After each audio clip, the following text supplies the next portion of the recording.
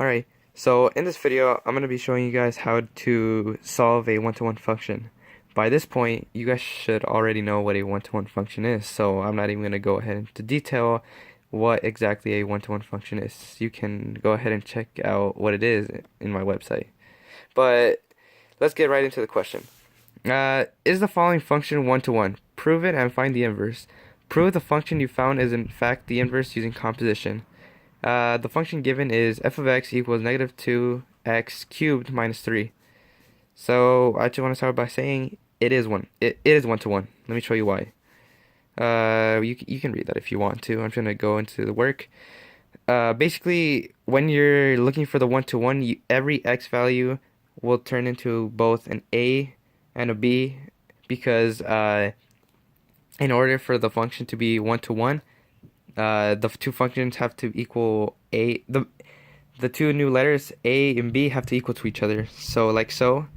The first step I decided to do was to add the 3 to both sides so that I could isolate the negative 2a cubed and b cubed. And then after that, I decided to go ahead and divide the negative 2 to both sides. So then after that, I would only have a cubed and b cubed left, meaning that all I needed to do afterwards was to cube root them. And when I cube rooted them, I got a equals b. So therefore, it is indeed one to one. Here, if let's say the problem was negative 2x to the power of 2 minus 3, you wouldn't, by the time you ended solving the one-to-one, you would know that the problem wouldn't be one-to-one because you would get two a values and two b values, because that's just how it works when it comes to this two one-to-one. If you have an even number, you will have two a's and two b's, or depending on the amount of the squared or exponent it is.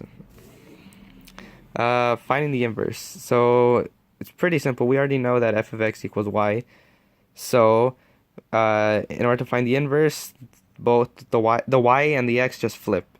So the problem now is x equals negative 2y to the power of 3 minus 3.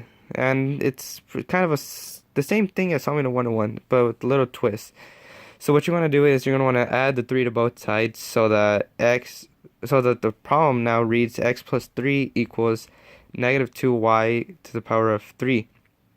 Afterwards, what you're going to want to do is you're going to want to divide negative 2 to both sides so that the y could stay isolated.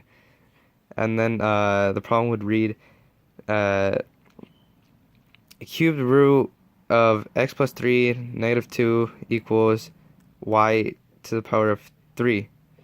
The reason that the cubed root was included because before that, in order to get rid of the cubed root, you would have, or I'm sorry, the cubed, you would have to have a cube root in there to cancel each other out, and whatever you do to the right side has to be done to the left side. And then that's the final answer for the inverse. It's cubed root x plus 3 over negative 2 equals f inverse of x. Now the last step is finding the composition. Now basically, back in the earlier units, you would know what the composition is, so this isn't new to anybody. So basically, the f in this case is the original problem, the g is the inverse function.